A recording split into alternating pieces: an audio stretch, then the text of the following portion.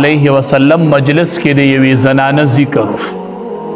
ویل الله حبیبه ډیره منګزاره زنانه وه، ډیره روجهداره زنانه وه، ډیر عبادتونه به یې کول، خو د ژبې د لاسه یې ګاونډیان په تکلیف کې وو.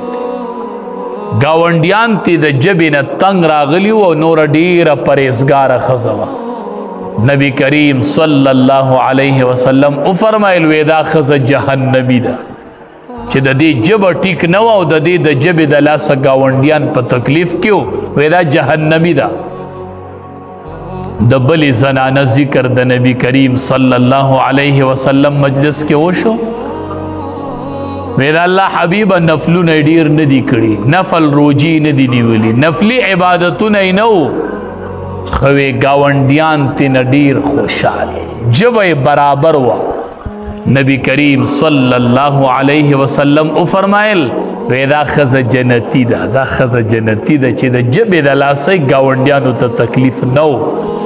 دا ژبه ډیر زخم جوړوي، دا ژبه داسې زخم جوړوي چې هغه بیا په کلونو باندې پیوند نالي. د دې ژبې په استعمالولو کې ډیر احتیاط ډیر احتیاط د ژبې په استعمالولو کې کو، اسې نه چې ما نه سړی خفه شي. نبی کریم صلی الله علیه وسلم له چې به کله ډیره غوسه ورله، مونږ له چې غوسه راشي نو بیا ژبه کنټرول کې نه وي. نبی کریم صلی الله علیه وسلم چې به چا ډیر غوسه که او ډیر به یې تنګ که، نو نبی کریم صلی الله علیه وسلم به وی ماله ترب جبینه، ماله ترب جبینه، وی دله څه شوي دي د ده تندی دې په خاورو کې ککړ شي.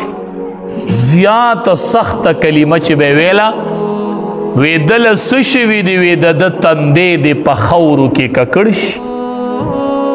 مطلب خیره به یې ورته وکړله چې خدای دې هلاک.